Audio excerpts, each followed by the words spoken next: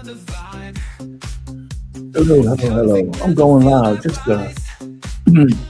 year three of my sports show on the Swivel at the Sports Bar. And I used to go live on my other channel, Marriage, Politics, and Sports. But I'm going to go back live here and I'm going to learn how to build the audience. A couple of my buddies may come up, or they may not. But so here we are live again. We're going to just talk sports. I'm no expert, but I'm like the fan next door, you know? And so welcome aboard. If you come in, hit the like button. Just hit that like, keep hitting that like button, you know? And share this, because I like to build an audience in the future. And so we're going to just go through the paces. We're going to talk just like everybody talks, football, basketball. We're going to talk just, I got some side things I'd like to talk about. You know, we'll get in depth. So if my boys show up, at least I'll have some people to talk back and forth. Other than that, I'm going to just go through the process and just say my thoughts as we look at some of the artifacts I put together. So, and if you stay here to the end, I'll appreciate that as well. You know, just subscribe to the channel. Let me know in the chat if you're here early or in the comments on the replay, you know, what you think. You know, so I'm looking for more subscribers, of course, but I'd rather just for now just hit the like button. You know, tell me whether you want to groove with a new. Yeah, everybody's talking sports these days, so every so often I do reaction videos to the big guys who have their podcasts. I'm just more like just the regular guy next door who wants to talk sports. You know, so you know, just it's good time sometimes to be an amateur at these kind of things and just have some fun with it, you know. So you see my like, share, and comment, and subscribe below. And we're gonna get ready to go in a minute or two after this introduction's over. And we're just going to hit football first. You know, if my voice pops up, that'll be great. If not, that's okay. We'll catch him the next time. Again, this is season 3, episode 1 of On the Swivel at the Sports Bar here on the unique Sports Talk podcast. All right. Typical disclaimers here. Hit the like button for the algorithm. Share the link if you like what you hear. Subscribe to the channel. I'm here every Wednesday at 7 o'clock Eastern. All right, so join the chat if you're here and you want to stick around. And if you see this on replay, you know, leave a comment. You know, I appreciate that. All right, so man, it's football season, man. So let's talk some football. What are we looking at right now? I like to just look at the standings. And we got some more stuff. We're just looking at the standings. But we got some of the typical players. And then we got some surprises at the top. Right? The Bears are a surprise. Right now, I think the Bears are probably the number 1 seed in NFC. Matter of fact, I think they beat out the Rams in tiebreakers. In the AFC, the Jaguars and the Colts are the 2 surprises. The Bills are good, but it seems like they took a step back. And, of course, the Patriots are surprising everybody with their 11-2 record. And it doesn't look like a fluke, does it? And the Broncos are good, too. But I think they're being overshadowed a little bit by the Patriots, you know. And the Ravens and the Steelers, I'm not so surprised about their record. But the Ravens took a huge step backwards. I think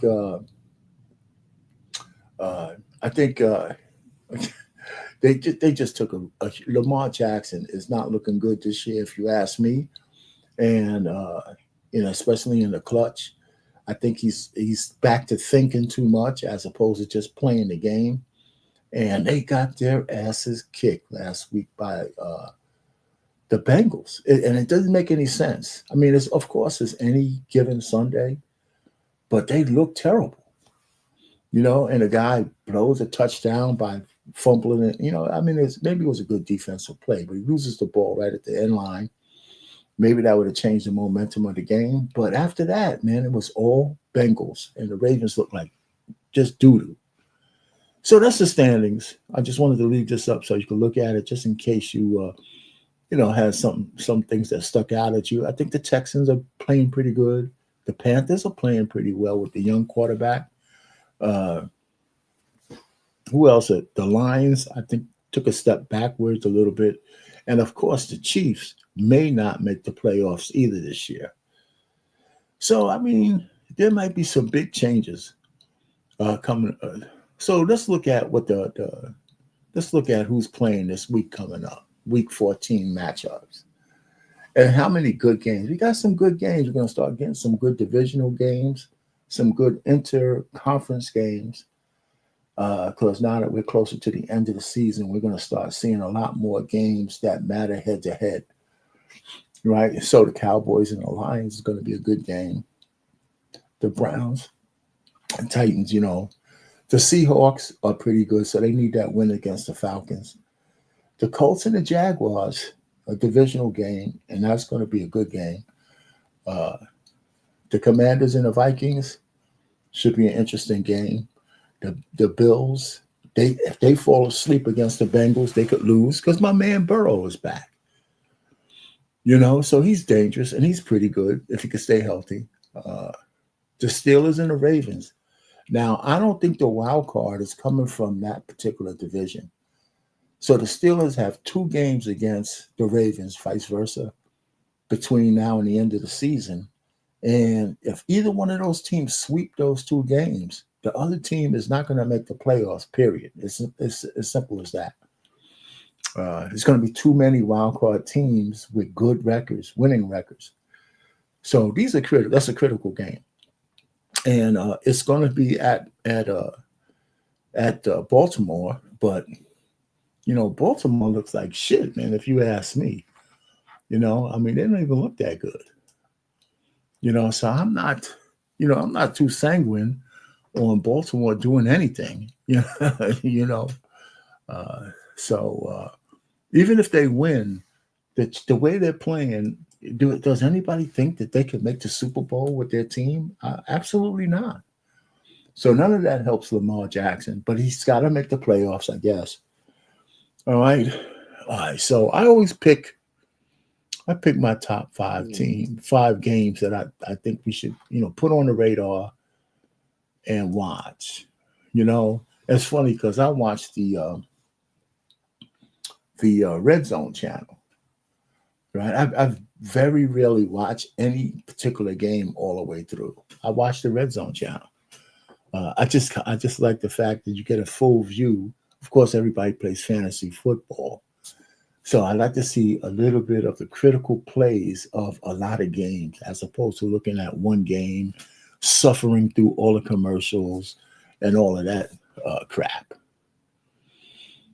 So the Colts and the Jaguars, like I said, should be a good game. It should be a really, really good game. The Bears and the Packers, another divisional game. Again, we're looking at people fighting for all the marbles. The Ravens and the Steelers, both 1-2. Right now, the Ravens have the tiebreaker, but nothing's more important than head-to-head competition.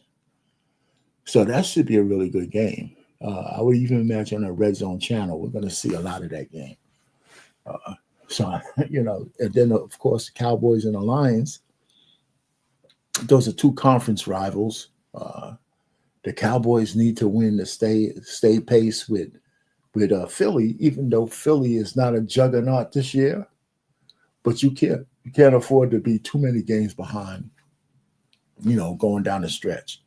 And then the Texans are kind of surprised. There's a very good chance that the Texans could beat the Chiefs coming up this weekend. And I think the Chiefs they can't have more than 1 or 2 more losses.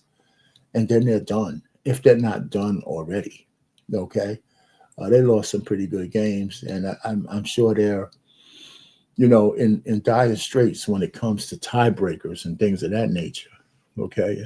So that's that for that. So let's see what's going on. So we got some analysis from some guys about the playoff picture. And I'm going to play a little bit of it and react to it based on what I hear, so you guys can see that there's other people talking about this, because it's about time for us to start talking about playoffs and the playoff picture. People are getting eliminated. Nobody has clinched it all yet, but it's a good time to talk about it.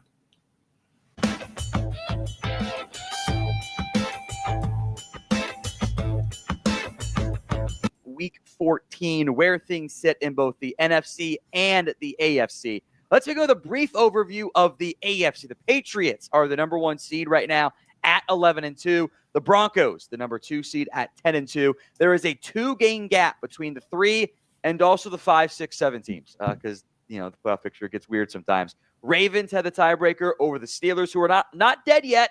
Texans and Chiefs also fighting for their playoff lives.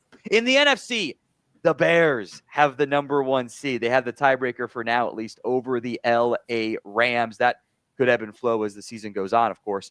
Eagles have the 3 seed at 8-4.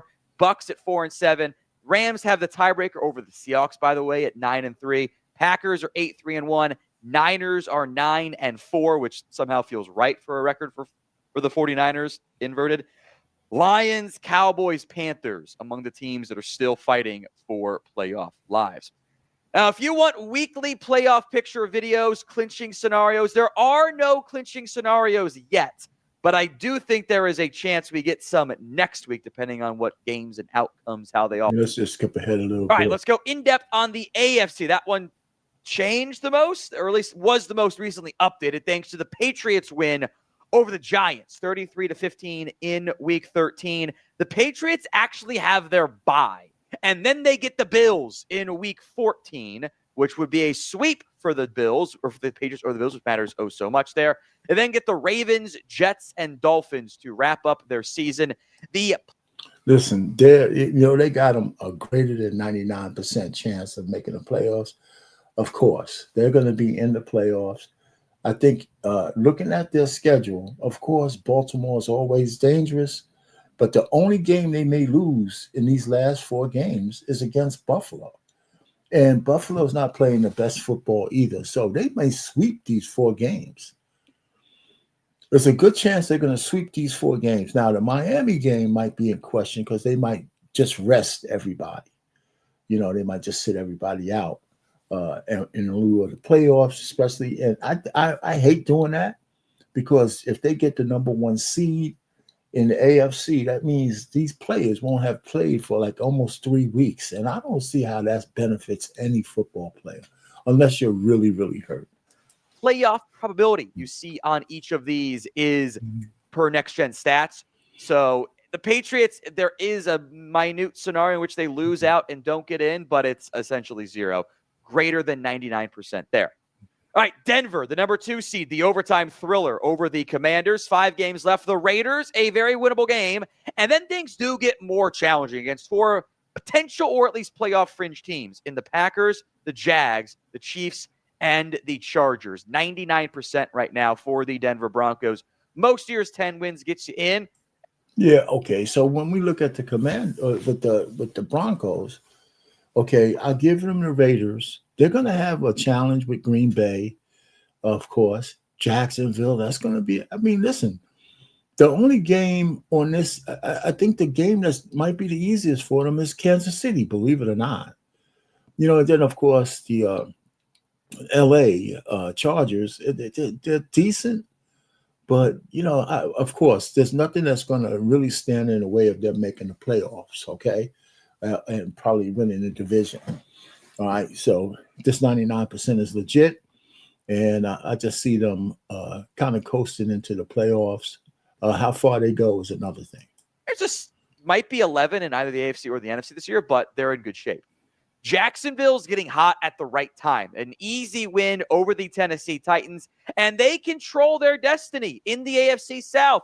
They have 2 more games against the Colts, which will matter oh so much. They've also got the Jets, the Broncos in a big game, and again the Titans. If the Jets. All right, so when I look at Jaguars, right, they got them at 81%.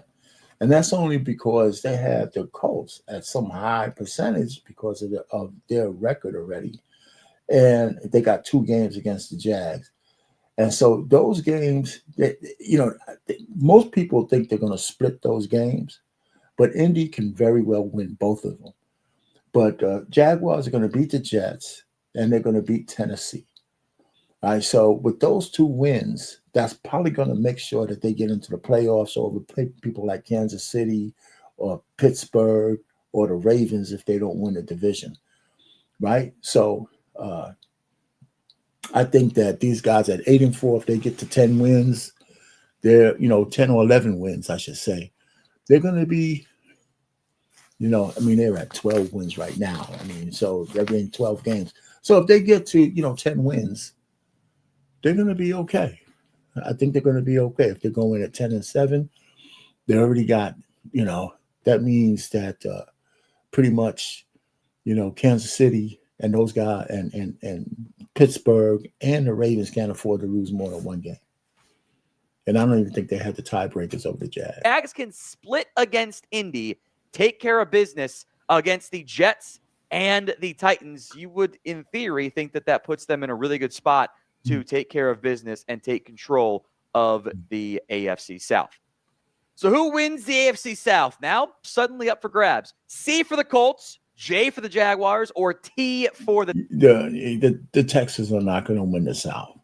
It's going to be the Jags against the Colts. Now, if the Jags win both of those games, then they got it. But I think the Colts are going to beat them out. Texans sound off in the comments of today's show. The Ravens are the number 4 seed, but they had a bad loss against the Bengals in Week 13. Could put them a game up, and not just tiebreaker up over the Steelers. But they have 2 more games against Pittsburgh, which will have massive implications for the AFC North. Bengals, Patriots, and Packers are the remaining games left. All right, so let's just look at it, right, before he goes on. 69% is pretty low, but it's probably higher than people thought when they started out 1-5. You know what I'm saying? When they started out 1-5, people say, hey, shit, man, these guys ain't making the playoffs, because I think it was no team that started 1-5 made the playoffs, I think since almost 1970 or some shit like this. Some crazy way back in the past. Now we got a couple of teams that might break that this year. But as bad as the Ravens are playing, I'm thinking they're going to lose. They're going to split with Pittsburgh. I think that's a guarantee. They're going to lose to New England, and there's a good chance they'll lose to Green Bay. So they may not get into the playoffs, and that might be the only thing that might save Tomlin. And I don't know what his schedule is like, but I think they're going to split with Tomlin, and I think they're going to go take it down to the wire. But I think Baltimore is going to lose a couple of big games that's going to elevate Pittsburgh above them by 1 game for the division. And of course, Baltimore is not going to have a good enough record to get in as a wild card. Something has to drastically happen for that team, for them to actually elevate from where they are right now. And that loss from the Bengals, it was not just a little, it's like they gave up. It's absolutely like when they lost that touchdown, it's like they gave up. How could that team even resemble something that can go to the Super Bowl?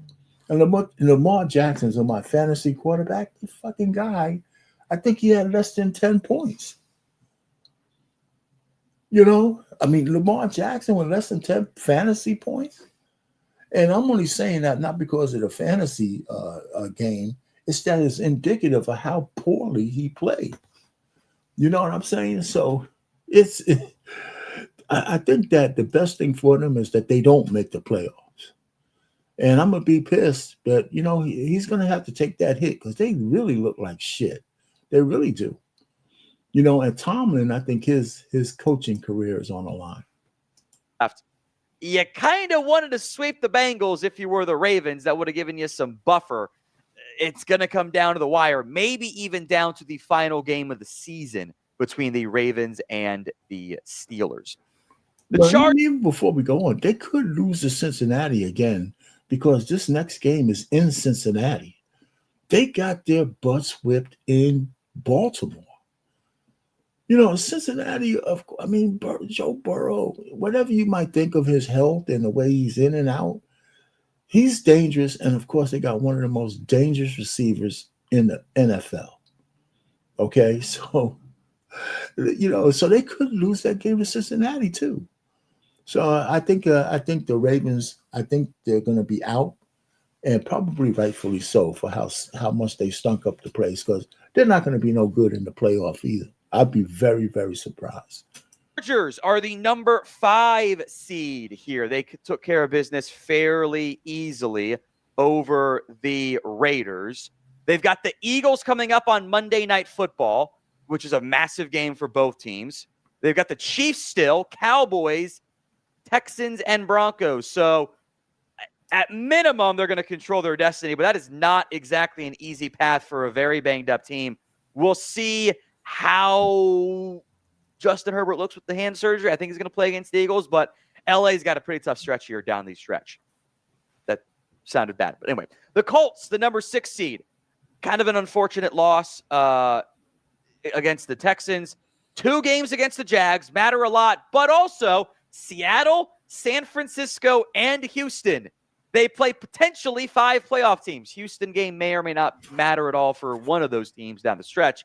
As good as the Colts had looked for so much of the season, the ride's gotten a little bit bumpy, and they're going to have to find a way to level things off here in the not-too-distant future. Well, I forgot about that big loss to the Texans. But the truth of the matter is, in Jacksonville, if Jacksonville wins their 2 games, they're going to beat these guys out. And they absolutely do have 5 playoff games to get in. So I think Jacksonville has a little bit edge over the Colts. I think I had it the other way around. Now that I'm looking at their schedule, they could lose all of these games. They'll probably split with Jacksonville. That's how division games go.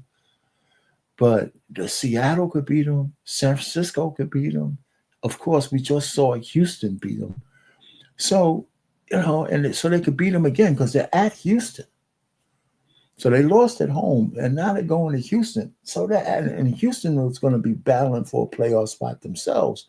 So nobody's resting anybody for the Colts or for Houston, or for Seattle for that matter, or for San Francisco, and all for So it's going to be a hard road. So that 70% probability might be a little high if they lose all of these games.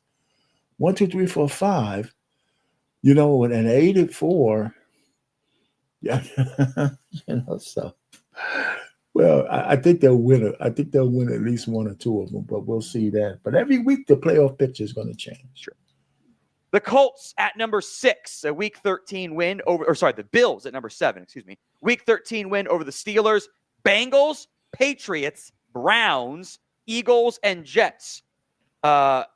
Overall, that schedule's not that hard. I think that this is a stretch of games the Bills should be able to win, should be able to take care of business, and get themselves into the playoffs, even though a lot of the big-name quarterbacks are not guaranteed right now. Well, listen, they got a 90%, 91%. So if we just go by the chalk, right, they should beat Cincinnati, and they should beat the Jets. But New England, and they should beat Cleveland, okay? So they only stand to lose 2 more games, and if that's the case, if they win, if they go 3-2, they're definitely in. So that 91% is pretty solid. It's pretty solid because it's more likely that they're going to be in. This episode is brought to you by. Do we skip over? What else is he talking about? I don't want to need no commercials. Okay, so that's that for this. No, here we go. Now we're talking about Houston, right? We're going to skip over the commercial. Let's see what he's talking about. Keeping those hopes alive. Borderline elimination game this week against the Chiefs. Winner of that game gets to 8 wins or 7 wins in the Chiefs' case. Tiebreaker, it boosts. Loser, it might be too much to overcome at that point. Texans schedule, though, Cardinals and Raiders. Wedge tiebreaker. Right, so let's look at their schedule. See, this is why I'm saying the Ravens and the Steelers, the only one getting into the playoffs from that particular division is whoever wins the division, right? Because there's a lot more teams, who have better records than them already. So let's just be fair. They're going to lose. Let's just say that Kansas City is playing bad football. Hey, Coach Ferg. Hey, I got you, man. I don't know if you could come up or not, but Kansas City's playing bad football, and I'm over here talking to myself. So if you're on speak only, that's cool. So we just go and do, recapping some of this stuff for the playoffs. So let me go ahead. So I believe that Houston is in bad shape. Go ahead. What's up? Think about Kansas City, right? Think about it. They really haven't been clicking all season. That's right. However, they still in the hunt, right? Yes. They still in the hunt. So over the next 4 or 5 games, they can go on a 4-game winning streak, and it'll all just be part of the process. You never know. Yeah, you're right. I mean, I agree with you. We're going to probably get to Kansas City next because this guy's going over the probabilities, and Kansas City's probably next because he's going over the AFC guys. But right now, Houston's up, right? Houston just beat the Colts, which is a big win. But they could lose that game to Kansas City, but they already have one game in hand over Kansas City, right? Because Kansas City's 6-6. We could say Houston's going to beat Arizona. They're probably going to beat Vegas. It's going to be a toss-up with the Chargers. And they'll probably lose that second game to Indy. Okay. Right? Actually, but they're home, though, in that game with Indy, with the Colts. That's what I'm saying. It's hard. But if they win, right, let's just say they win. If Houston wins 3 out of these 5 games, Kansas City's not making the playoffs. Well, if Houston wins and Kansas City lose, what's the record of Kansas City? I think we're going to get to Kansas City in a second. Let me go ahead. What's the Texans' record? Their record, the Texans are 7-5. Yeah, they can't afford to lose, and Kansas City can't afford to lose. Whoever loses, the other team gonna win the division. Well, no, but okay, they got a game in hand, and Kansas City still has to play out other games. Right. Right. So even if Kansas City beats the Texans, they'll have a tie record. But the chances are the Texans could win those other 4 games. I don't think Kansas City's gonna win all 5 of their remaining games. All right. So who does and let me go because let me see because I think he's going to talk about them in a minute.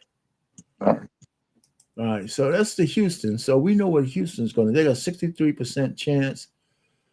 Now he's talking about the Steelers. So let's keep going because I think he's going to hit Kansas City soon. All right. So look at the Steelers. Okay. The Steelers are okay. And this is what I said about Steelers and Baltimore. The wild card is not coming from their division. That either the Steelers or the Baltimore has to win the division, or else they're not making the playoffs. What do you think about that? Can you hear me? Can you hear me, Coach? Yeah, I can. Right. So the Steelers are up right now. They're 6-6, and Baltimore's 6-6. Right. Mm-hmm. All right. So one of those teams are not making the playoffs. Right. One of them ain't gonna make it. Right. The only the division winner is going to come out of that division. Right. So Baltimore. They got 2 games against Baltimore, and it's fair to say. Let's just say it's going to be a split. Right. I mean that's fair to say. It doesn't have to be, but most likely it's going to be a split. Yeah. So then they have Miami, they have Detroit, and they have Cleveland. So Pittsburgh, if they played a good brand of football out of the next 5 games, they can win 4. I was going to say that. They could win 4. And, so if they go 10-7, okay, and they still only have a 30% chance. Maybe their percentage is a little high, but I'm looking outside of Baltimore. Who could beat them if they're playing their game? Nobody. Detroit is going to be a toss-up. Yeah, that's going to be a toss-up. Yeah, so Detroit and one of those Baltimore games. So let's be fair. Let's say they're going to go 3-2. Yeah. right? So they're going to be, let's say they end up 9-8, okay? So now it definitely depends on how Baltimore ends the season. All right, so Yeah. let's keep going. Let's see who's next. All right, so he's talking about the Ravens or the Steelers. Let's talk about Who this. wins the AFC North? R for the Ravens, S for the Steelers. He already Let me did the know in the Ravens. comments. I think it's like right now, I don't have the Ravens doing better than the same thing. So now here we are at Kansas City. All right, so you wanted to talk about Kansas City. It was a painful loss against the Cowboys. Let me And start now from they, the beginning. sorry, Bengals, but let me know in the comments section of today's show. Sorry, Bengals, but hey, we'll talk about you in a second. The So now we're at Chiefs, that Kansas was a City. painful loss against the Cowboys. And now they pretty much have to win out because they lose a bunch of the tiebreakers. They don't have a lot of advantages in that area. Texans, Chargers, 2 playoff potential teams. Titans, Denver, and the Raiders. 2 of those should be wins, but if the Chiefs win 4 of those games, they might be the 10-win team that gets left out. All right, so okay. Well, he said if they win Tiebreakers. 4 of those games, Now for the other the 4. chances is that they're only going to win 3 of those games, right? Yeah. They're gonna. They could lose. They could definitely lose to Houston, who's playing well. They could definitely lose to Denver, who's playing really well. It's a toss-up with the Chargers, and let's give them Tennessee and Las Vegas. Yeah. So a good chance that they go 9-8. If they go 9-8, they're out. If they go 10-7, I think they're still out. Go ahead. No, you're right. I mean, they got to play ball, man. They can't afford a loss for real. Really, they can't afford no loss. I tell you, I swear, man, these guys are in trouble, man. But I still don't trust Denver. You know what I'm saying? Because Denver, Sean Payton, there's just something about him in the playoffs that just don't click. You just something about him. But all right, so I'm gonna spend a couple more minutes because he's gonna do the NFC, and I think it's gonna take some time. But the rest of this is probably the most important thing on this thing anyway. I got some other stuff we could talk about, but I know you got a dash in 5 minutes before 8. Anyway, so the Eagles, okay, I think the Eagles are set, right? We ain't worrying about them losing the playoffs. It's just I think they're going to win the division, but they're going to get in the playoffs. There's no doubt about that. Chicago Bears, they're going to get into the playoffs as well, but right now they're the number 1 seed in the NFC. mm-hmm. I don't see them. Oh, yeah, of course they could lose to Detroit. They could lose they got 2 games against Green Bay that could change everything for them, but I do still see them at least winning 2 or 3 of those games. They're going to get into the playoffs, right? They may not win the division, but they're going to get into the playoffs. Let's see, the Chargers are 9-3. Another thing that they have a good record, the Chargers, but they don't feel that much of a great team to me. What do you think? The Chargers are too soft. Yeah, okay. But there's no doubt that they could beat except for Detroit. Well, Seattle too. They could go 3-2, and of course, if they go 3-2, they're in. I'll tell you like this, Alpine. Go ahead. The Chargers play anybody in the cold, it's gonna be over. Okay, I know. I mean, that's a throwback, though, ain't it? That's a throwback. If they gotta go to Denver, yeah. I remember the cold game when they were in San Diego. They had to play that game in sub-zero weather. Actually, it was a good game, by the way. they can't handle that. Yeah. All right, so they're in though. Okay. That's the Rams. I was saying the Chargers. That's the Rams. I'm sorry. That was the Rams that was up there. Okay, the Eagles, we know what they're going to do.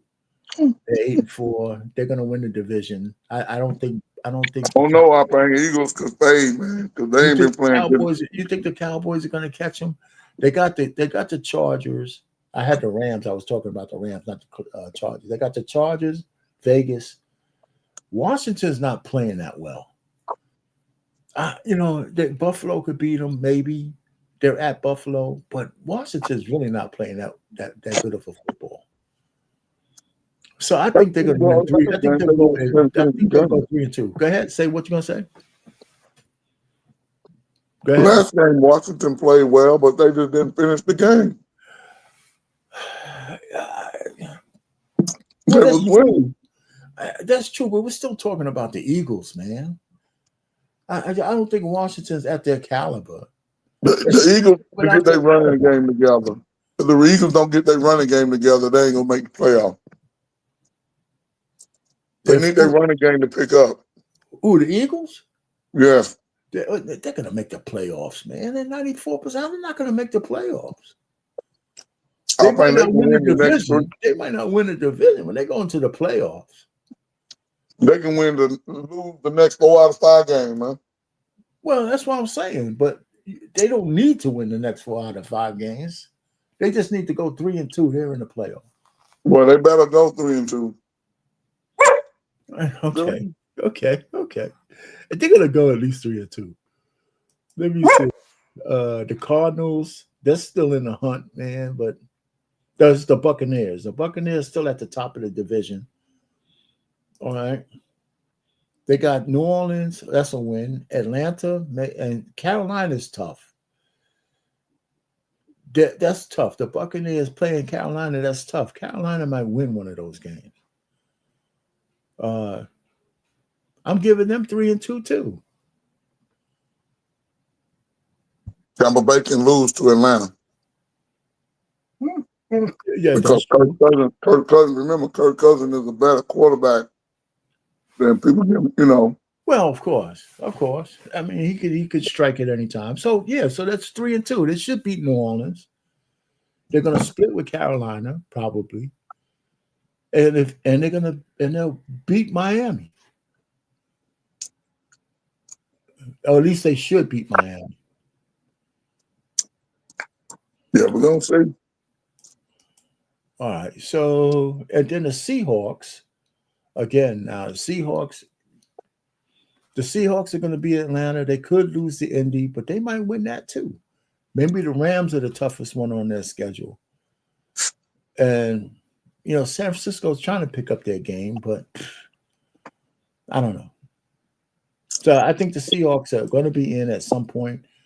Green Bay, they're going to be in at some point. If not the division, they're going to be a wild card. So they're going to be battling out with Chicago. Right? And they got 2 games against Chicago. I mean, I like the way they have this set up, man. The last 5 games, you play these teams twice. So we're going to essentially be getting playoff games, before the end of the season. Yeah, it worked out this year. Yeah, they sure did. All right. And San Francisco, man, you know what? I didn't know San Francisco had a 9-4 record, man. It's like they're sleeping on me, man. And they could win. They could win out. Man, listen, San Francisco. Every team in LA gets a soft schedule. The only one don't get a soft schedule is the Raiders. But San Francisco and the Rams, they always get soft schedules, man, every year. Well, they got Indy and Seattle, man, so they could lose those games. Now we didn't. They could lose to Chicago too. Let me get my head a shit. But again, there was no projections that any of those teams would be leading like they are in their division. Not at all. Not at all. No, absolutely not. Right. You know what I'm saying? So the schedule's already set up. But if teams win, obvious, it makes it more intriguing of a contest. But nah. San Francisco and the Rams, they always get the soft schedule. Yeah. Hey, man, so I like the fact that the playoff picture is heating up, man. So let's go ahead and we finished with that. So let's go ahead and kind of move on a little bit. College football, of course, the bowl game season. We don't have to spend time on that. The bowl games are coming up. I mean, not the conference games are coming up, but none of the majors right now. Basketball, so the in-season tournament is here, right? So Here's the most important thing. So these are the teams that are going for the one and done for the quarterfinals. And those games are on the 9th, next week. The 9th and the 10th. So my Knicks are in there. I say my Knicks. But the usual suspects are there. The Lakers went undefeated. So, and they play the Spurs. So it's one and done. You have any favorites, so far? The Magic and the Heat. I got the Magic beating the Heat. That's of course. You know what's intriguing about it, right? What's up? The fact that they incorporated this in-season tournament, right? Yeah. And we have the GOAT talk, right? Okay. LeBron has an in-season tournament championship. Yes, he does. And an MVP. Right. And he has 4 championships. So if he wins this one, okay. that's 6 championships, right? You trying to say that this NBA Cup is equivalent to NBA championship final? Yep. You know what? The NBA puts it like that, you know what I'm saying? It's not gonna fly, brother. It is not gonna fly. Actually, it's unique though. It's unique because he won the first one and he got MVP. Right. Right. So that's 5 championships. So if he wins the second one and gets the MVP as well, which is going to be hard for him to beat out Luka for that. Okay. So, but still, I think the Lakers might be one of the favorites to take it. But then there's the Thunder, man. Yeah, the OKC. I don't see nobody really beating OKC. Yeah, these guys are hungry, man. They're hungry. They're absolutely still hungry, man. It looks like they're more hungry this year than they were last year. Yeah, and everybody ain't even been playing. Yeah, I'm telling you, man, it's incredible, and it's good to see because usually there's a fall off when a team is just going to be one and done, and then they look devastating the next year. So what happened to the team? But these young boys are, because they understand one championship ain't enough. But they also understand team ball, I think. Yeah, of course. They understand the team ball. That's what makes them good because they all are young. All of them are, all of them have been a star at some point, but they put the team effort first. Right. And that's how you build championship. Especially today, that's rare. Right. So the fact that they're doing it, they're playing at a high level every day. Not everybody's, I think Williams is still out.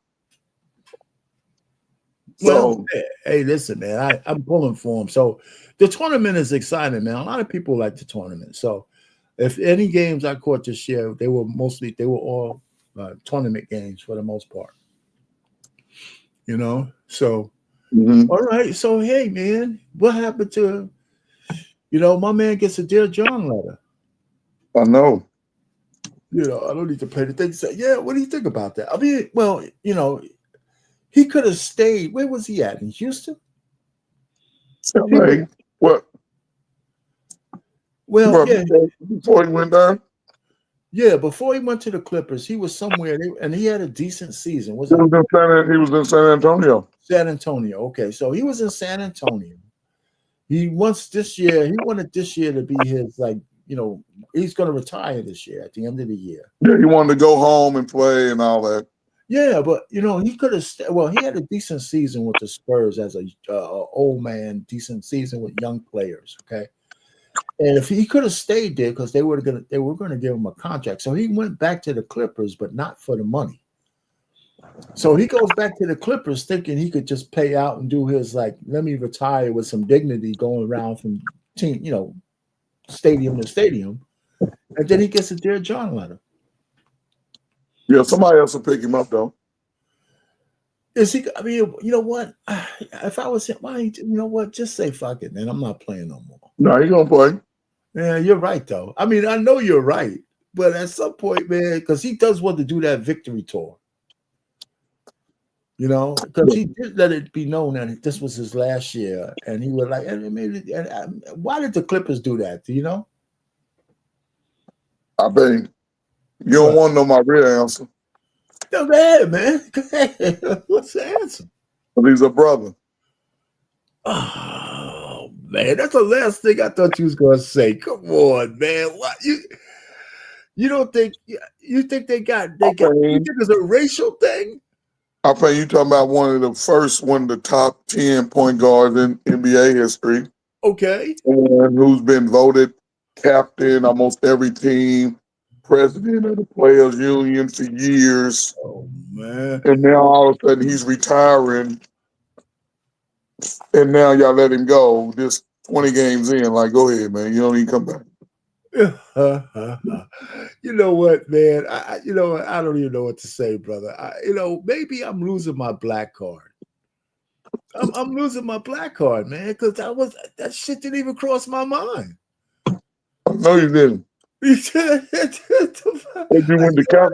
not like I agree with you. It just didn't cross my mind. What the hell? You went to Catholic school out there. So what? Because you went to Catholic school. I don't know what that shit have to do with a goddamn thing, man. You're a little more compassionate. Oh man, shit! I am losing my black card big time.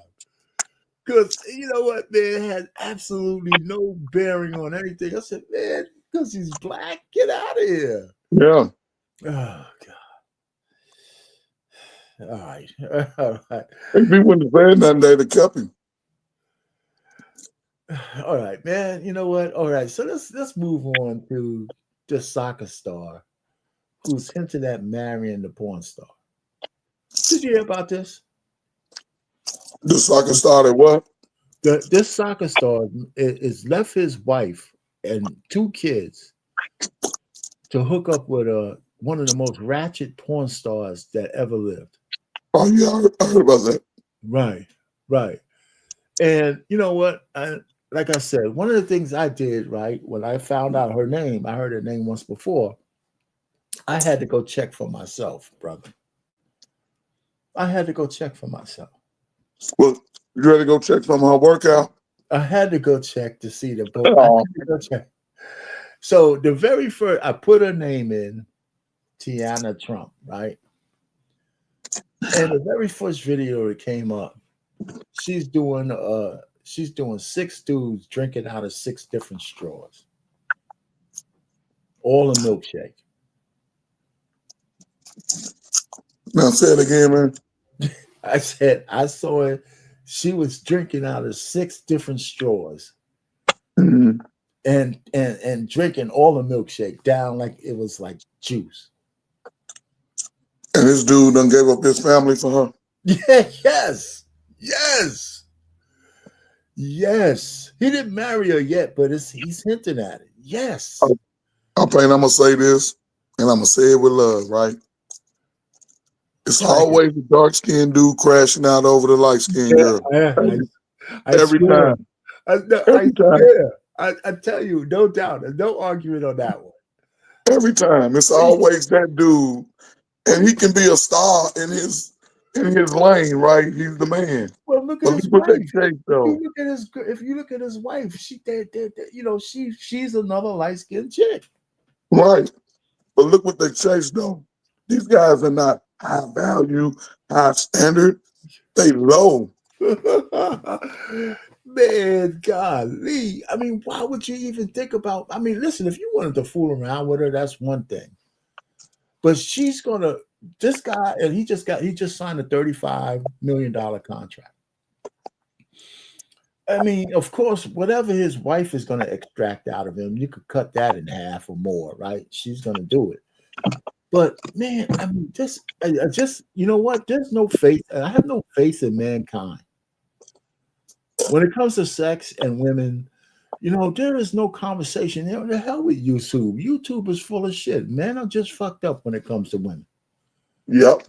It's as simple as that. I mean, we gotta stop. We gotta stop arguing and going back and forth and all that, man. Because there's no earthly reason for this guy to want to marry a slut. I mean, that's why I went back to the kids, so I can warn them about all of these old ass dudes on other world out here making dumb decisions. It's so dumb, man. And it hurts. I mean, you know what? Why am I taking that shit personally? You know, I mean, God, Lee, there gotta be some, you know what? I'd say we are our brother's keeper, right? You know, when I look at this, and I know I can't internalize it, but when I see a black man, and I mean, he could be dark skinned or not, right? Doing something so stupid, I think it rubs off. Yeah. This shit rubs off, man. You're gonna see the next brother doing the same thing. Yo.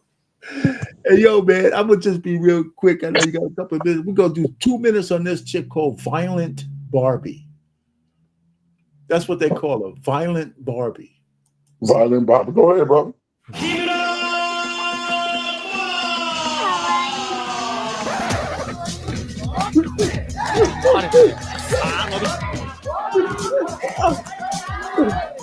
That's all she does. Meet Mona Kimura, She could the pop. real Chun-Li from Street Fighter, or When Cosplay Went Too Far. これからもモノワールドよろしくお願いします。ありがとうございました。 Mona was born on April 12, 2001, in Mizuho, Gifu Prefecture, Japan. From early childhood until she entered university, she trained in boxing and karate.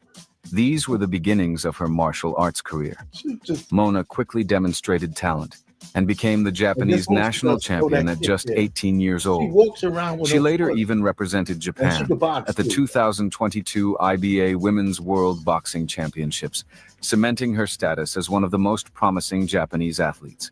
Despite her success in boxing, Mona ultimately chose kickboxing, a less lucrative sport. After signing with the Crush promotion, fans quickly began comparing her to the Street Fighter character Chun-Li due to their remarkably similar fighting styles. And so, on November 16, 2024, Mona made her debut against a certain Ai Ogiwara. 周りから期待されてる。 She opened the fight with jabs, and her first attempt at a kick resulted in a brief takedown. But Mona easily rose and responded with a powerful hook. さあその赤木村モナがサウスポー、そして荻原愛がオーソドックス。ファーストコンタクトはああいうね、握りの上段の前蹴り素晴らしいですね。木村モナは今回はですね、蹴りからつなげていきたいということなんですよね。いいですよね、この元ボクシングっていうね、そういう実績なのに、この全然パンチじゃないとですね、期待が膨らみます。そして対する荻原愛がとにかくパンチで私は倒したんだと。 Nervously, Ogiwara attempted to clinch and landed a couple of punches. But Kimura seized the initiative. It was just hit. A left straight to the jaw knocked her opponent down. 期待できる試合なのかなとは思ってます。そう。右が決まった。 Okay, I would just move up. Look at all these kids on this kid. 前蹴り。スペースには、横を向く場面があったので、そこからね、そこをきっかけに畳み込めればっていう場面は The entire fight was dominated by Mona. Although Yuka managed to land a couple of hits to Mona's head, it made little difference. Kimura easily regained control. 三冠をマークしたという木村。本当木村選手の左ストレートがすごく、デビュー戦もそうだったので、今日もですね、もう本当伸びてくるんですね。脱力した状態からしっかりと的確に、倒せるパンチを出してくるので、前蹴りと同様に、この井川選手のこのそして右を返していこうというゆかです。前蹴りが鋭く伸びてきます。本当に柴崎時間がないんですけれども伸びてきますね。 Come on. 前蹴りをね、被弾し The chick is she's a kickboxing genius. And she just got that one move, man. Golly. You know, so we're gonna start. I mean, I don't know if we're gonna ever hear about her. And listen, remember, let me ask you a question. You remember Max Kellerman, right? Yeah. You know, this is his first interview, real interview about, you know, and I'm not gonna go through it right now because it's gonna take some time. And he's sitting down talking to this guy. I forgot the guy's name. Everybody knows him. About Steve, you know, Bill Simmons. You know, and Max is, I don't know, man. You know, Max is Max. So, but here's the thing. I have one of my questions that we can ask you now. There were three main guys that were on First Take. There was more than that. Three main people that left in less than stellar circumstances. What do you think about what Stephen A. Smith did to Max Kellerman when he wanted to have him replaced? How do you think he handled that? I mean, You know, Stephen A. Smith, man, he's a character, man. He don't do exactly what the network tell him to do. And he don't want nobody outshine him. He don't want nobody to look like they know more than him. You know, yeah, he was in his best days, I could have beat Stephen A. in basketball. Because, you know, but at the same time, man, you know, they paying him, so he's going to do what they say. And That's, he's so the you few. think that was part of the element that his conversations with Max, it wasn't as fixed as he liked it to be, because Max was winning a lot of those arguments. Right, because when it comes to the sports, you know, Max studied his, you know, football. I mean, he was a big on boxing, and he always spoke up. So Right. Stephen A. wants you to sit there and let him cut you off and say what you gotta say. Exactly. Yeah. Okay. So there's another person that Stephen A. Smith, and he wasn't as big as Max Kellerman, but he was the conservative guy who used to be on First Take, and that's Will Kane. Yeah, I remember. A lot of people didn't like him because he was conservative, but I like Will Kane because he juxtaposed all this liberal shit with conservative stuff from a sports standpoint, you know, and he called a spade, you know, and all of a sudden he wasn't there no more. Yeah. That's what I'm saying. It's all a narrative to be pushed, even in sports media. Right. You know, all of when they try to push an agenda, you know, it's with Disney. Then Disney will bring Peter Pan out and say he's the standard of a man. You know, he's the man standard. That's right. If your tights ain't tight enough, goddamn it. Yeah, You know? if you ain't dressing like Peter Pan and flying through the air like him, then you're not a man. And it's a lot of people. And the funny thing about it, somehow that'll find its way to get attached to us. Oh yeah. You know what I'm saying? It's like, yeah. No doubt. So I already understand what the plays be. And well, the other person is recent, right? It's Molly Curum. Yeah. All of those years, man, her departure was less. I mean, you know, I know she wanted more money, right? And you know, they were paying her less than 7 figures. And I guess they could have advocated for it. Say that again. Stephen A. could have advocated for it, and he didn't. Right, he could have advocated for it. So. Yeah, and the point really is he didn't. You know, and that's the fact. He didn't. I mean, as far as I'm concerned, she didn't. I know she wasn't asking to make $20 million like Stephen A. But man, she gave up $1.5 million and she'd have been happy. There's no doubt. If they would have gave her 7 figures in anything between $1 million and $1.5 million, she would have been happy. Let me ask you a question. I think she would have been, for what she meant to First Take, for the eyes that came on it, not just to gawk at her, but even though she was annoying, people loved to hate her, people loved to love her. People, you know, she was just she was one of the best facilitators on that show. That's why it lasted for 10 years. Yeah. That's why they can't find no replacement either. Yeah, of course. Of course. I mean, you know, Molly was a fixture to the, you know, so how come they, with all the money they waste, you mean she wasn't worth $1 million? Nope. You know what I'm saying? You know, I know it's different divisions, but you'll put out a Cinderella that cost you $300 million and it was a flop. Yeah. So anyway. Why not, brother? I mean, you know how, oh man, you know the play, our pain. You know the play, man. What you saying? I said, you know how it goes. You know the play. I knew. You know what I'm saying? So OBJ. You know, OBJ broke. Yeah, he talking about he won't come back. He can't come back. He's no good. He can't even play a season. Well, they saying he want to come back because he's broke. Well, they said he said he cut through $100 million. And now let's just say after taxes and family and everything else, maybe he had a good 25 mil left after everything, right? Maybe a little less. but his expenses and the way he lived, you know, he didn't do right by his cash. Now, you know, and this link here, you know, of course, we ain't going to get in because you don't have the time. But the point really is that Ocho and Unc were talking about how people waste money. You know, or just the show's on tonight. Yeah, I'm great transfer. Yeah, man, that's what they do, man. They spend their lives in their prime instead of putting something up. They want to ball and show off and shit. And then that year 8, 9, 10, they still ain't cut back. They still trying to show off. And now look at you out of the league. No doubt. Look at $100 million. Shit, come on, man. It's sad, man. It's really, really sad. But guys don't understand where the hidden costs are. Like you buy your mother a house, right? Instead of buying a house that a person who's middle class could afford, you buy a $1 million house, but it costs $100,000 a year to keep it up. Right, but I'm paying.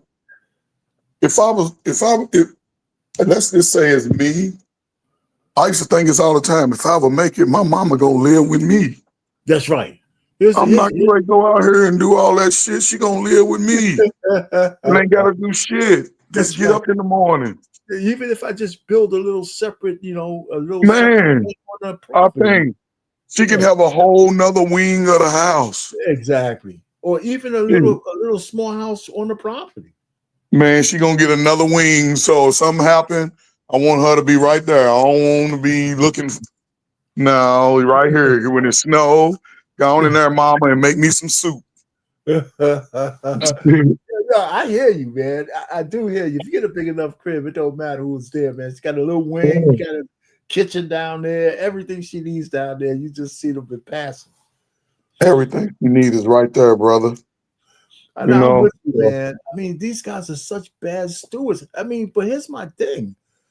You know, with all the internet, with all the information out there, it's just really no excuse anymore. Nope. You know, and it's a sad thing, man. Hey, listen, man, I saw the views on the other sports show 101, man. One of those things that was 500-something thousand. That was great. Yeah, I mean, man. It was 500. It was 500 something. That was great. Yeah, we getting up there, man. We trying to, you know. Yeah, so I just went live in this one again. I'm going live again, and you know, I got to go ahead and get into some tutoring classes on how to build an audience and stuff like that. So, no, man. I guess the time, you know, if you can do it in a day. If I was you, I'll play around with more time just to see where you can go with it. Yeah, well, yeah. I mean, I have to do it. You know, just got to get some more eyes. Like if we're having the show with some people in the audience and all that kind of stuff, because I see a lot of other sports shows, and they have a following because people know them. But there's a way ratchet. You know, sometimes you know. You ain't as critical as other players are, you know. I'm not critical at all. So, but there's like bums like me, you know. I gotta find an angle to say, "Hey, this is a bum sports show. Come on here and let's just kick it," you know, or something like that. But you know, I hear you. Yeah, I hear you. Anyway, man, let me let you go ahead and do your thing. No, man, great show, man. I appreciate you, man. I think we're stopping up, man. So somebody else. It's playoff time coming up here, man. Later on, bro. Winter football is the best time to watch football and play. There's no doubt about it. All right, man. All right. Okay, for you guys out there, I do want to play a little bit of what Unc says about people going broke. So we have a little bit more time. Hello, it's your favorite sports Unc here. Don't forget to hit that subscribe. I'm going to buy a car. I'm going to give my mom $12 million a year. You know that you have to spend, you have to use, save, invest, flaunt. I don't know, probably should have left that flaunt out there. But go ahead, this is OJ. This is the Odell talking. Just be real. I'm going to buy a car. I'm going to give my mom a house. Everything costs money. So if you're spending $4 million a year, what is that really? That's $40 million over 5 years. That's $8 million a year. That's a 5-year span, and you're getting $8 million. Can you make it last forever? And you always hear people who ain't us and ain't been in that position like, oh, well, that would last a lifetime. OBJ, I'm gonna be honest with you, bro. If you get $60 million liquid and that can't last you a lifetime, you got a problem. Well, hold on, wait, hold on. Let's before you go on, Yeah. think about all the lottery winners, right? Yes. They all went broke. Yes. Because cause think about what All of them. What did he say? What he put something in there at the end. What did he said, say? You spend, Yeah. use, save, invest, flaunt. Right. Mhm. Ocho, Yeah. do you really need 10 houses? Damn. Do you really need 15 cars? No. Do you need to buy everybody in your house, everybody in your family, a mansion that costs $1 million, $2 million? Mm-mm. Because here's the thing. Yes. First of all, if you buy somebody in your house, your family a house, a house that costs $1 million to $2 million, Yeah. first of all, they can't afford the upkeep on it. That's right. And see, I don't understand how this is not common knowledge across the board for all young players. And they say they have these conversations, in orientation when they come in for the new players, but it seems like so many of them ignore it, and I don't think it's emphasized enough that these guys getting these big contracts, there should be more emphasis on what are you doing with your money and how do you tell your family that you got to wait a year or two until I have something organized on how I'm going to help the family with this newfound money. I know you feel desperate for another year, another 2 years. It's just not going to kill you. Let me get my life together. Let me get this thing solidified before I start just spending money willy-nilly. First things you got to do is prioritize your taxes. You got to prioritize, where you're going to pocket some money and where you're going to put it before you start spending it. It's as simple as that. And these guys seem to never learn this lessons. And Unc is going over this shit about the house. Wait till he talks about the plane. Because if they could, they'd have it already. See, it ain't the payment, it's the upkeep. Right. When ish go wrong. Mm-hmm. So now you buy somebody a Mercedes, you buy somebody a Ferrari, you bought somebody a high-end car. God damn. Now you said, okay, I bought you this. You got to get the upkeep. Right. Something happened to it. Tire go flat. Who they calling, Ocho? You. So that's the thing. But hey, I have a question for better context for me. Is he just speaking hypothetically? He's not talking about his personal situation, or he's just using. He said, and I always explain to people, like, bro, you give somebody 5 years, $100 million. What is that really? It's like 5 years, 60. You're getting taxed. Yes, that's $60 million. Okay, you buy you a house. Now you're not buying a house every year. I don't think. No. But here's the thing. Yes. Bro said he's spending $4 million a year. So he is talking about himself. Chad, he's talking about himself. If everything was good with his money, he wouldn't be bringing this shit up. You spending $4 million a year and it ain't a business related? You out your damn mind. Ain't no way in hell I'm spending $4 million a year. Especially after the big $20 million chunk you had to give to the whore. That's a lot of money there, boy. Hell yeah. $4 million? Yes. Hey, let's just say, Ocho, you buy a house. Let's just say you buy a house that costs $5 million. Yeah. You 3-5%. I don't know what your interest rate is. That's probably, if you just playing an interest only loan, you're probably playing on $4 million, somewhere between $20,000 and $25,000, $30,000 a month. That's on your place that costs $45 million. Right. Okay, you buy mom a house. Mm-hmm. If I were to buy mom a house, I'm damn near gonna probably get her a house that I can go ahead and pay off. So I'm gonna spend $500,000 for mom because I got to get her something that she can clean for herself. Because I can't play for a cleaner, sir. Because see, that's another expense, Ocho. Yes, it is. Get a pool in the yard, Ocho. Guess what? You got to have it cleaned every week, Ocho. That's another expense. Another expense. Yeah. And you get a big ass house. Somebody cut the grass. I don't need. I need somebody who can come with a pushing lawnmower and cut the grass. That's another expense. That's another expense on me, Ocho. Yeah. I don't think players actually factor that stuff in when the money's coming in because it's coming in so fast and it comes in huge chunks. Yes. Everyone doesn't factor. Everyone doesn't have that financial savviness or that financial discipline to think long term. That's one of the few things I was really good at. While I was playing, when huge chunks of money was coming in, I was thinking long term, but I also had the goddamn financial discipline to understand that flaunting and being flashy wasn't my identity. My name, just my name, the brand itself was just as big as anything else I could purchase. You're not understand, you're not hearing me. The name itself was just as big as anything else I could purchase. So I can go anywhere and say, oh shit, that's a Ferrari. Well, that same place that Ferrari go, oh shit, there go Ocho. So it was no need for me to drive a motherfucking Ferrari because everybody already knew who I was. You know what, Well, Ocho, get out your system. Okay, if you want to lease a Ferrari for a year to say, you know what? Yeah, it's okay. But I ain't finna get no Ferrari, didn't get a Lambo. But here's the thing, Ocho. Let me see what he didn't tell you, how it adds up. Flying private. Oh yeah, hey, Uncle, go crazy. Hold on, Uncle. Now you be flying private too. Now I done seen you with your feet kicked up eating Popeye. You know. Yes. Now you see why I fly Spirit the past 20 years. Ocho, but I don't fly everywhere private. Right. I don't go overseas private. You're talking about anywhere from between 10 and 20,000 an hour. If you fly overseas, how long is it going to take you to get to London? Whoa, come back. How long will it take to get to Madrid? Wait, bring that back around. Did you just hop an hour or the whole trip? An hour. They gonna charge you about an hour to go overseas? Yes. Oh heck. So if you go overseas, guess what, Ocho? You flying back cross, so that might be a $400,000 trip, just like that. Maybe $1 million. How far are you going? Oh man, okay. Yeah, so now that's the kind of thing people waste money. You know, and you think you're going to play forever. It's just not going to happen that way. So I just wanted to give you, you know what? He blew his money.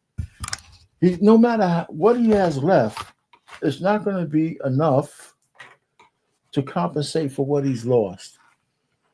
Right? Then nobody's going to sign him to a big contract. Whatever money he gets, even if he bring him back, he can't stay healthy. The guy hasn't played a full season in a long time. He can't stay healthy. And he's arrogant. And he's got blonde hair because he's stupid, right? Nobody takes him seriously. So even if he go ahead and try to get a contract, he's going to try to say, well, let me see if I can play one team against another, see if I can get the most money. Right now, you're a beggar. If you want to play football again and somebody offers you a contract, you're going to have to take what they give you. You're going to have to take what they give you, and that's it. Anyway, so, you know, OBJ, man, another guy bites the dust, man, living large, living like an idiot. 78% they say of former NFL players filed bankruptcy within 2 years of retirement. I can't believe that. 78? That's an article from 2009. It can't be that bad. You know, they say, well, you know what? In 2015, a study on National Bureau found that about 1.9% of the players filed for bankruptcy within 2 years. All right, so that 78% got a lot better because of knowledge. But they say within, you know, but that number rose after 12 years, it rose to 15%. So those original numbers were just for shock value. But that's a lot because they don't plan. That's why they're doing podcasts and everything else. So, you know, you got to grab people when they got the money so you can help them do the right thing before they do the wrong thing and it's too late. And taking care of people with your money like that, it's the absolute wrong thing. You know, even your mother and them. That's why Kobe Bryant fell out with his parents. You know, they were asking him to probably, you know, spend money on them because they wanted him to fund their lifestyle, and he didn't want to do that. You know? So, and it's a sad thing because you would think that your kids will take care of you, but it also depends on what kind of requests that you have and what kind of relationship you had to begin with. And apparently his relationship with his parents wasn't that good. And they definitely didn't like his girlfriend that he married, you know?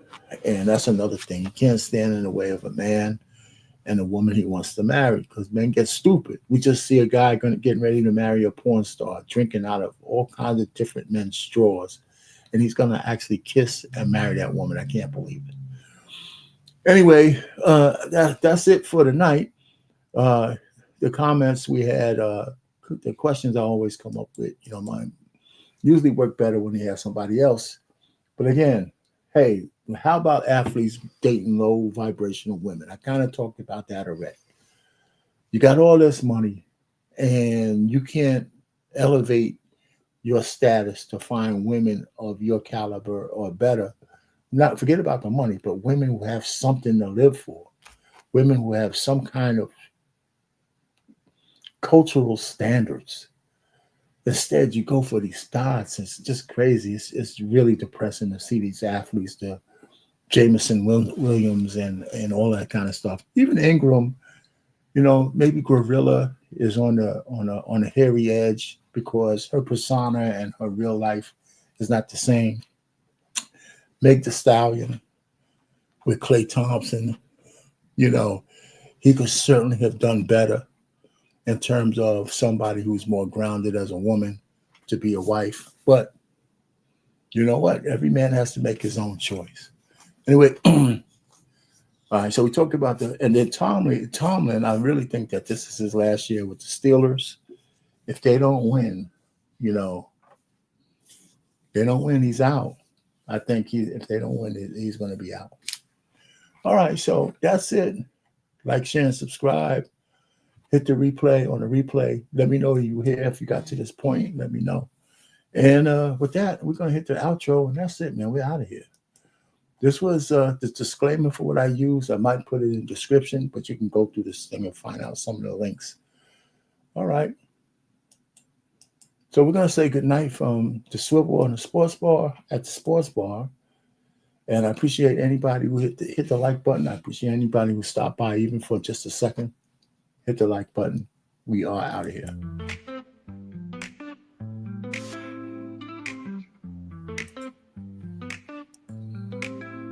Grab your friends, it's time to play. Join the fun, we're here all day. Watch the game with drinks in hand. On the swivel, let's take a stand. On the edge of our seats, we live for the thrill. In this moment together, we're feeling the chill. So here's to the laughter as we gaze at the stars. We say goodnight from the swivel at the sports bar.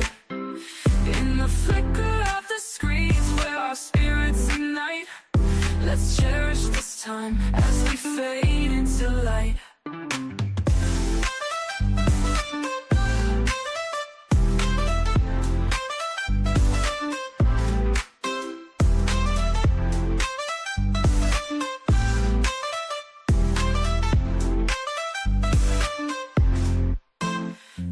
Bites and big screen thrills. Every moment gives you chills. High fives and cheers, it's quite a sight. Join the crowd, it feels so right. As the game goes on, our hearts beat as one. Memories in the making, oh, this night's just begun. So here's to the laughter as we gaze at the stars. We say goodnight from the swivel at the sports bar. In the flicker of the screens where our spirits ignite, let's cherish this time as we fade into light. So good night, my friends, till we meet again. In this world of the game, through thick and through thin.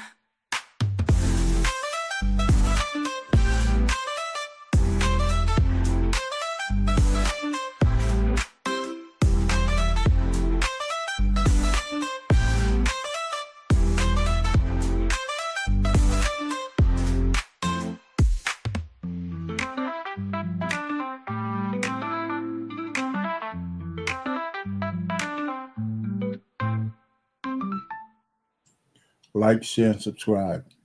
Unique Sports Talk. You're on the swivel at the Sports Bar. All paying over and out.